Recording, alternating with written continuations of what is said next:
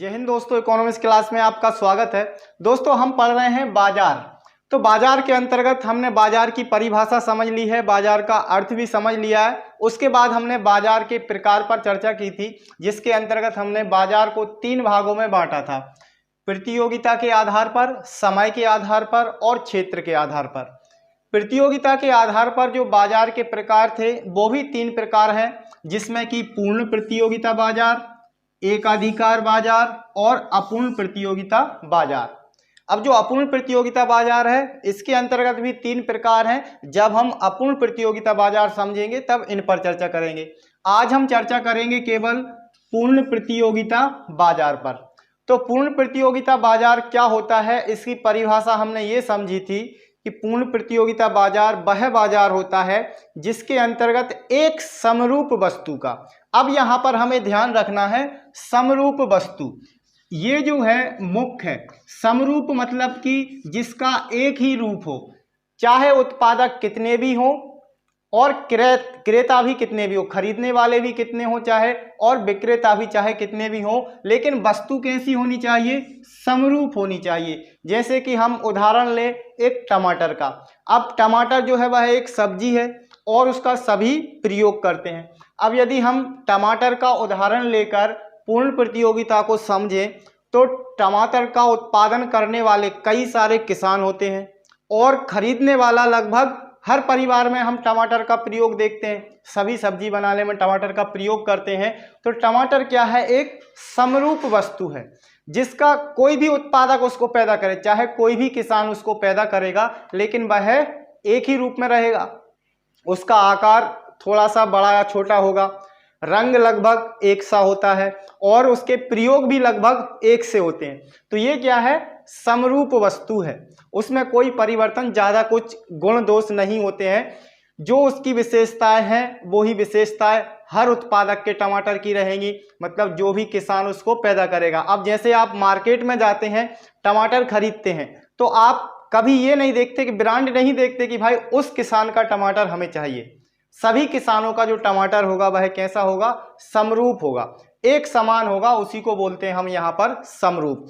तो पूर्ण प्रतियोगिता बाजार के अंतर्गत एक समरूप वस्तु के कई सारे उत्पादक होते हैं और कई सारे क्रेता होते हैं।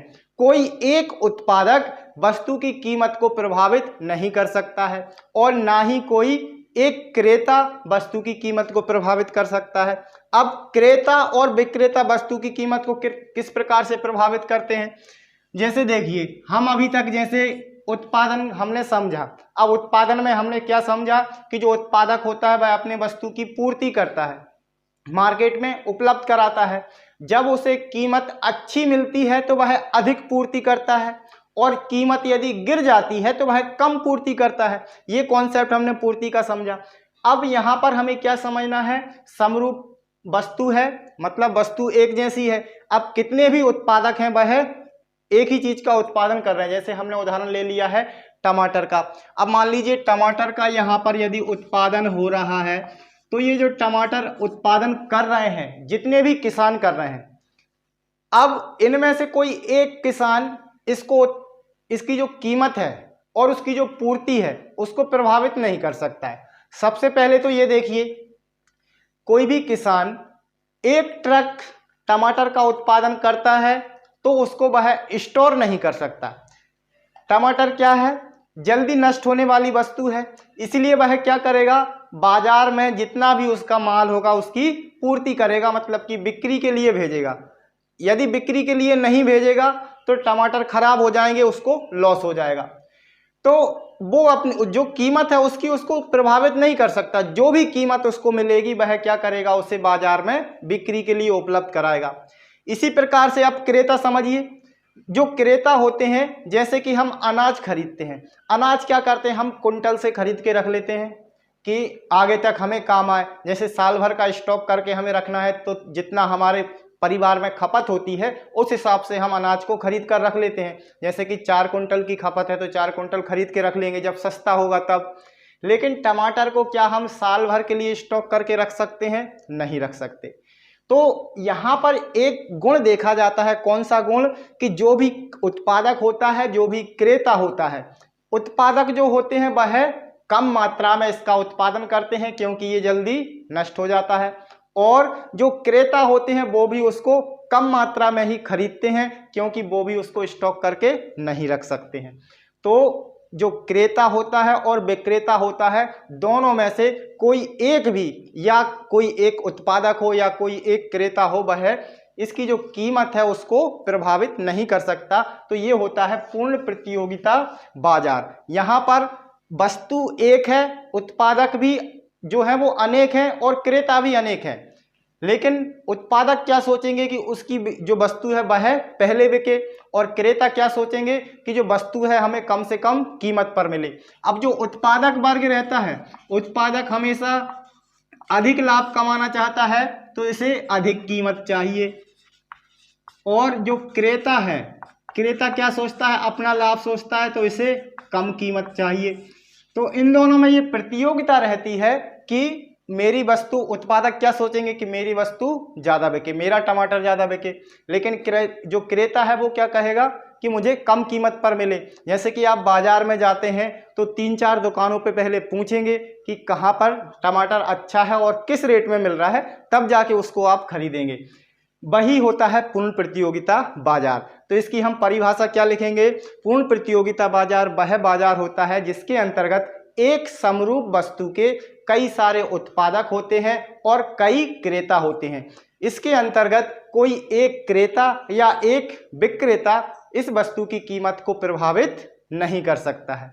ठीक है, अब हम बात करेंगे इसकी विशेषताओं पर। आइए हम विशेषताएं समझ लेंगे तो और अच्छे से हमें ये क्लियर हो जाएगा कि भाई पूर्ण प्रतियोगिता बाजार होता क्या है। अब देखिए पहली विशेषता क्या है, जो हमने परिभाषा में समझ लिया है वही सारी विशेषताएं यहाँ पर हैं। क्रेता एवं विक्रेताओं की संख्या अधिक होती है। अब इसको समझने की आवश्यकता है क्या? इसके बाद देखिए समरूप वस्तु होती है, मतलब एक वस्तु जो कि समान स्वरूप में होती है, रंग रूप में होती है, और उसकी पैकिंग वगैरह की भी यदि हम बात करें, कोई पैकिंग वाली वस्तु लें तो वो भी समान होती है। इसके बाद फर्मों का स्वतंत्र प्रवेश एवं बाहिर्गमन, इस पर हम थोड़ी सी बात करेंगे। अब देखिए यहाँ पर जो टमाटर का जैसे हमने उदाहरण लिया है, अब टमाटर के उत्पादन करने में सरकार से कोई परमिशन लेनी पड़ती है? नहीं लेनी पड़ती। जो भी व्यक्ति चाहे, जो भी किसान चाहे उसका उत्पादन कर सकता है। तो फर्मों का स्वतंत्र प्रवेश, फर्म मतलब कि एक उत्पादक। अब यहाँ पर कोई भी व्यक्ति जब उसे लाभ दिखे उस वस्तु का उत्पादन कर सकता है। यदि किसी किसान को टमाटर के उत्पादन में लाभ दिख रहा है तो वह उसका उत्पादन शुरू कर सकता है, और यदि किसी किसान को लग रहा है कि टमाटर के उत्पादन में हमें घाटा हो रहा है तो वह उससे निकल सकता है। तो बाहिर्गमन मतलब कि निकलना, और प्रवेश मतलब कि उत्पादन करना। अब फर्मों का स्वतंत्र प्रवेश मतलब किसी के ऊपर रोक टोक नहीं रहती है इस बाजार में। वह कोई भी उत्पादक यदि उसे लाभ लगता है तो वह उत्पादन करने लगता है, और यदि हानि लगती है तो वह स्वतंत्र रूप से निकल सकता है। इसके बाद देखिए बाजार का पूर्ण ज्ञान, बाजार का पूर्ण ज्ञान। अब इसको समझें तो आप खुद ही समझिए, जब आप मार्केट में जाते हैं सब्जी खरीदने के लिए तो 2-3 ठेलों पर जाएंगे, पहले देखेंगे।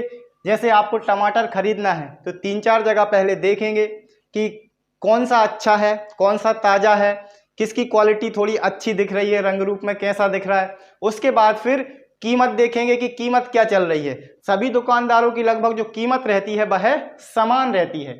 यहाँ पर जो हमने चर्चा की है कि कोई एक विक्रेता जो है वह कीमत को प्रभावित नहीं कर सकता, लेकिन आप क्या देखेंगे, ताज़ा कौन सा है, अच्छा कौन सा है, इसको आप देखेंगे। तो बाजार का जो ज्ञान है वह क्रेता और विक्रेता को पूर्ण होना चाहिए इसके अंतर्गत, तभी जो कीमत होती है वह स्थिर होती है। इसके बाद देखिए उत्पत्ति के साधनों की पूर्ण गतिशीलता। उत्पत्ति के साधन मतलब कि साधन कौन कौन से होते हैं? भूमि, पूंजी, श्रम, संगठन और साहस। अब इसमें क्या होती है? गतिशीलता होती है। अब जैसे यहाँ पर देखिए कोई भी उत्पादक इसमें उत्पादन के लिए प्रवेश ले सकता है और कोई भी छोड़ सकता है। अब मान लीजिए एक किसान को लग रहा है कि मुझे यहाँ पर लॉस हो रहा है तो वह उसका उत्पादन बंद कर देगा। उसके पास जो मजदूर लगे हुए थे, मजदूर क्या होते हैं? श्रम। श्रम क्या है? एक उत्पत्ति का साधन है। तो उसके पास जो मजदूर लगे हुए हैं वह स्वतंत्र हैं, कि वह दूसरे किसान के पास जाकर काम कर सकते हैं। तो जो उत्पत्ति के साधन होते हैं उसमें क्या होती है, गतिशीलता होती है। एक चीज और यहाँ पर मान के चलते हैं, क्या, यातायात के जो साधन होते हैं, यातायात जो लागत होती है वह ना के बराबर इसके अंतर्गत मानी जाती है। हालांकि ये सत्य नहीं है, ये केवल क्या है, एक मान्यता है। ये मान के चला जाता है कि यातायात के जो लागत होती है, साधनों की लागत होती है, वो यहाँ पर कैसी होती है, ना के बराबर होती है। लेकिन ये वास्तव में होता नहीं है। अब मान के चलिए कोई किसान दूर है थोड़ा उसका घर मार्केट से, तो वहाँ पर वो कुछ ना कुछ यातायात का प्रयोग करके बाजार तक अपना टमाटर लेके आएगा, तो उसकी कुछ लागत लगेगी, लेकिन उसे बेचना उसी कीमत पर है जो बाजार में चल रही है। अब उसे कितना प्रॉफिट हो रहा है वो खुद ही जानेगा कि उसकी लागत, यहाँ पर जो साधन की लागत लगी है वो भी उसे उसी में से निकालना है। लेकिन कीमत क्या रहती है यहाँ पर, लगभग स्थिर रहती है। जितने भी उत्पादक हैं सभी एक ही कीमत पर लगभग बेचते हैं। अब एक ही कीमत पर बेचते हैं तो ये समझा जाता है कि जो लागत होती है वह नहीं होती है। यातायात की जो लागत ना के बराबर रहती है। यदि यातायात की लागत इसमें जोड़ेंगे तो फिर जो वस्तु की कीमत है वह अपनी जगह के, जो उत्पादन की जगह है उसके अनुसार क्या होगी, ऊंची हो, किसी टमाटर की ज़्यादा होगी, किसी टमाटर की अधिक होगी। तो ये जो कीमत है ये परिवर्तित होगी। अब परिवर्तित होगी तो फिर ये पूर्ण प्रतियोगिता नहीं होगी। पूर्ण प्रतियोगिता कैसी नहीं होगी कि भाई उसकी कीमत अलग होगी।